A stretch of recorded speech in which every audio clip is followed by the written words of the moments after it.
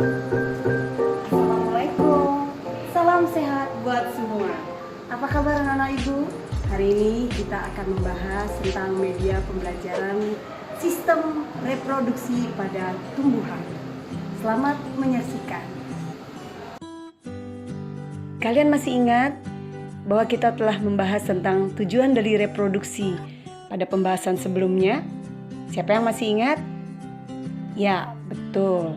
Tujuan reproduksi adalah untuk mempertahankan kelestarian jenis makhluk hidup. Nah, pada pertemuan kali ini kita akan membahas tentang reproduksi pada tumbuhan.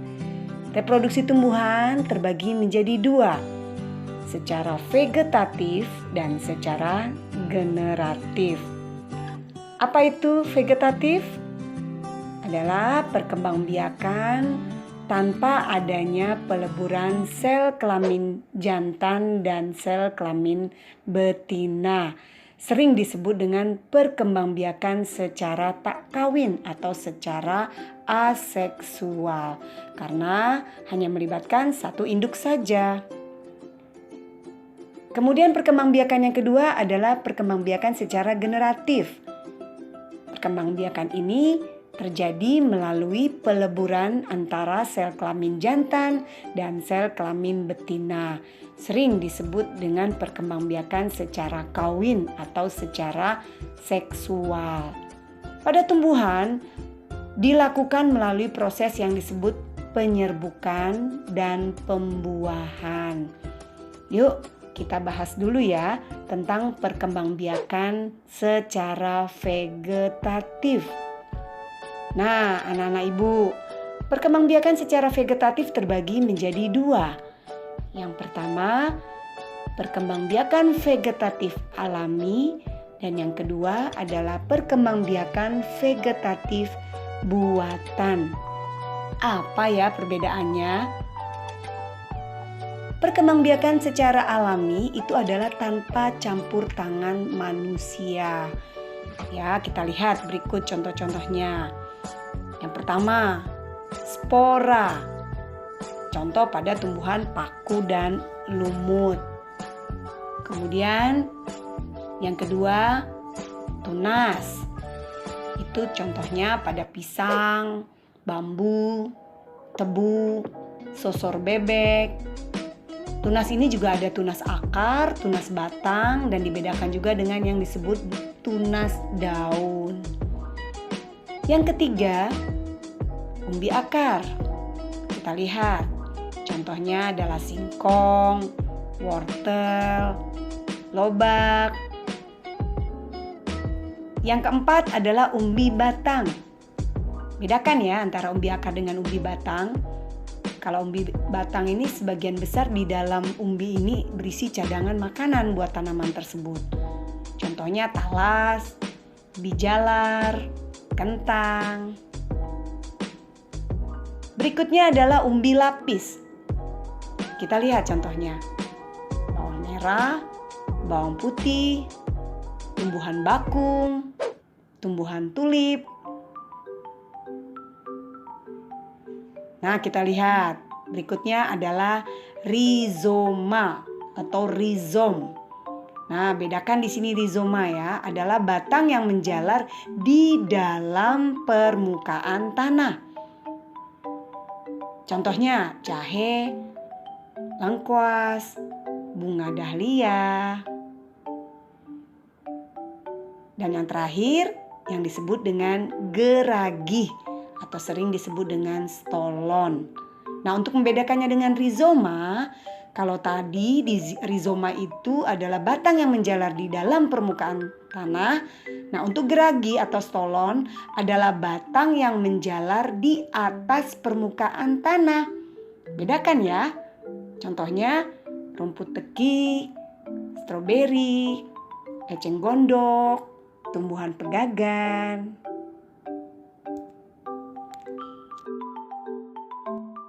Ayo berikutnya kita bahas tentang perkembangbiakan vegetatif secara buatan. Secara buatan berarti ada campur tangan manusia yang membuatnya. Kita lihat contohnya. Yang pertama, Ini yang disebut dengan stek. Merupakan metode perbanyakan tanaman dengan menggunakan potongan tubuh tanaman itu sendiri. Stek itu bisa terbagi menjadi stek daun, kemudian stek batang, bisa juga dengan stek akar. Perhatikan contohnya. Nah, contoh-contoh tumbuhan yang dapat dilakukan dengan cara metode stek itu seperti singkong, beberapa tanaman hias seperti sansevieria, kemudian wijaya kusuma, kemudian ada juga stroberi. Itu tentang metode secara stek. Berikutnya yang kedua adalah metode secara cangkok. Mencangkok itu merupakan cara menumbuhkan akar pada batang tanaman dengan metode-metode tertentu. Perhatikan gambarnya, bagaimana membuat cangkok. Pada intinya atau pada prinsipnya harus dengan menghilangkan kambium pada batang tanaman. Diambil juga pada batang tanaman yang tidak terlalu kecil dan juga tidak terlalu besar. Contohnya pada tanaman-tanaman yang dapat dicangkok adalah beberapa tanaman buah seperti mangga, jambu, rambutan, dan lain-lain. Ada beberapa kelebihan, ada beberapa kekurangan dari proses mencangkok. Kita perhatikan pada tabel di bawah ini. Yang ketiga adalah mengenten. Lebih sering disebut dengan proses vegetatif menyambung. Menyambung itu merupakan menyambungkan atau menyatukan dua jenis tumbuhan yang berbeda, kemudian disambung pada cabang atau ranting yang diameternya kurang lebih sama. Walaupun berbeda jenis, tetapi bisa atau dapat disambung kedua jenis tanaman tersebut. Kita ambil contoh adalah tomat dengan terong, atau mungkin tomat dengan kentang.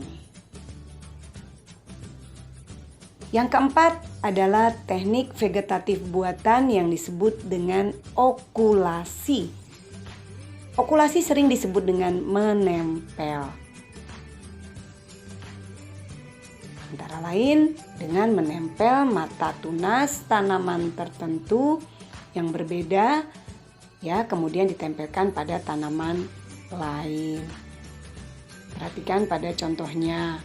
Contoh lain adalah belimbing, alpukat, kelengkeng, buah apel. Bedakan ya antara menempel dengan menyambung. Kalau menyambung itu adalah ranting atau cabangnya yang disambung. Sementara kalau okulasi adalah mata tunasnya yang ditempelkan. Yang terakhir adalah merunduk. Merunduk itu merupakan membengkokkan atau merundukkan cabang atau batang ke dalam tanah.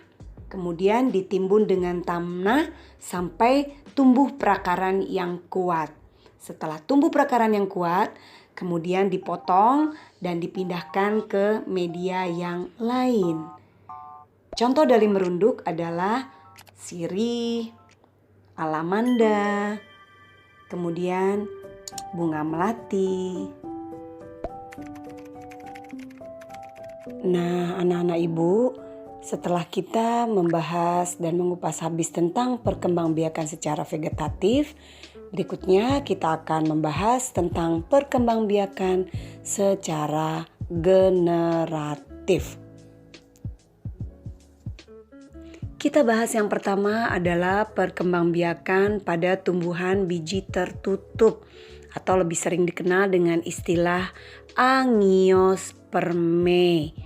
Nah, perhatikan, ini adalah contoh bunga dari tumbuhan biji tertutup. Kita lihat, perhatikan, ada perhiasan bunga dan ada organ kelamin bunga. Kita lihat di sini ada bagian yang disebut dengan mahkota, kemudian kelopak, ada kepala sari, benang sari, kepala putik, tangkai putik, ada bakal biji, dan juga ada tangkai bunga. Nah, ini adalah organ-organ kelamin dan perhiasan dari bunga. Nah, untuk proses perkembangbiakan pada tumbuhan Angiospermae diawali dengan istilah penyerbukan. Siapa yang masih ingat apa yang dimaksud dengan penyerbukan? Ya, betul. Penyerbukan adalah jatuhnya serbuk sari ke kepala putik.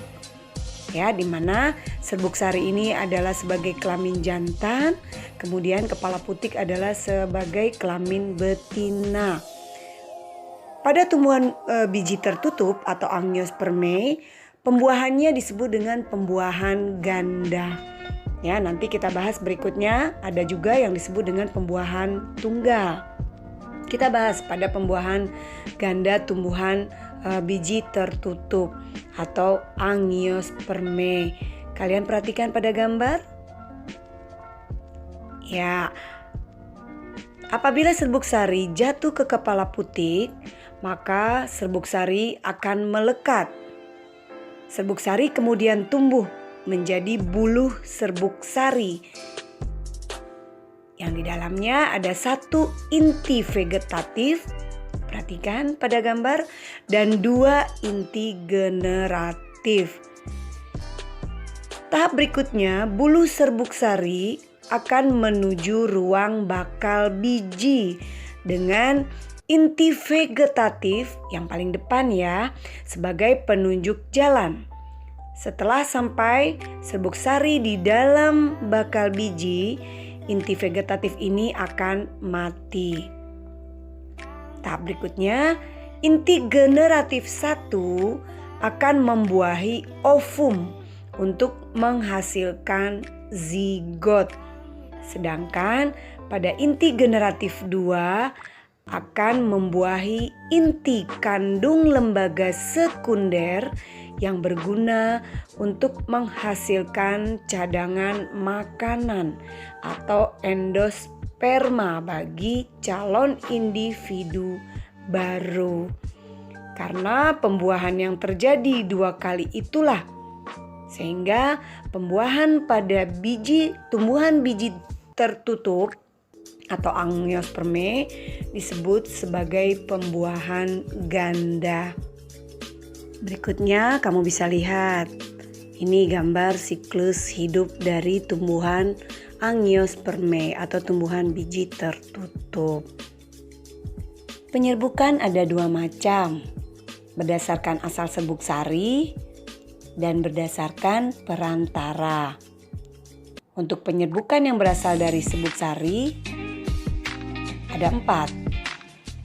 Yang pertama adalah penyerbukan sendiri atau autogami. Perhatikan gambar. Penyerbukan terjadi berasal dari serbuk sari pada bunga yang sama. Yang kedua, penyerbukan tetangga atau geitonogami. Lihat gambarnya. Serbuk sari berasal dari bunga yang berbeda, tetapi masih dalam satu pohon. Yang ketiga adalah penyerbukan silang atau allogami. Perhatikan gambar. Serbuk sari berasal dari bunga pada tumbuhan yang berbeda, tetapi masih satu jenis. Assalamualaikum warahmatullahi wabarakatuh. Yang terakhir adalah penyerbukan bastar atau hibridogami. Lihat gambar. Serbuk sari berasal dari bunga lain atau tumbuhan lain yang berbeda jenis. Berikutnya adalah penyerbukan berdasarkan perantara. Yang pertama, dengan bantuan angin. atau anemogami. Perhatikan contohnya pada pohon jagung ya. Yang kedua dengan bantuan air atau hidrogami. Contohnya eceng gondok, teratai, hidrilla. Yang ketiga dengan bantuan manusia atau antropogami. Perhatikan contohnya pada tanaman vanili, beberapa jenis anggrek, dan yang terakhir adalah dengan bantuan hewan atau sering disebut dengan zoidiogami. Kita lihat nih dengan bantuan serangga disebut entomogami. Dengan bantuan burung atau ornitogami. Dengan bantuan kelelawar atau kripterogami. Dan yang terakhir dengan bantuan siput atau malakogami.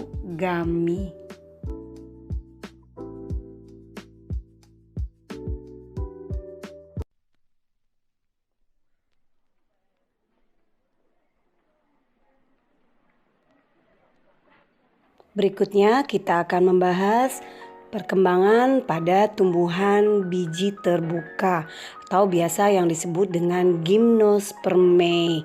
Gimnospermae atau biji terbuka ini memiliki pembuahan dengan sistem pembuahan tunggal. Beda dengan pembuahan ganda yang terjadi 2 kali pembuahan. Untuk pembuahan tunggal pada gimnospermae hanya terjadi 1 kali pembuahan.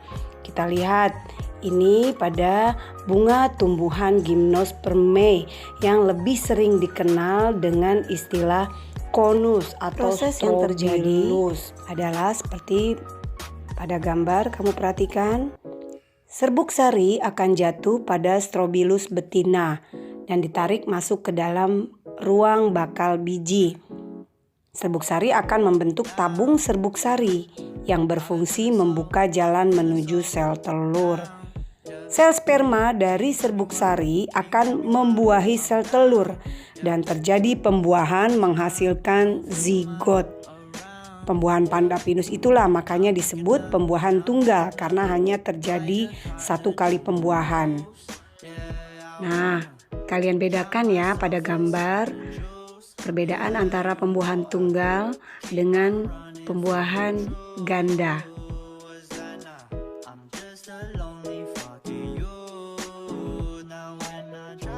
Contoh-contoh tanaman yang termasuk golongan gimnospermae antara lain pinus, pakis haji, melinjo.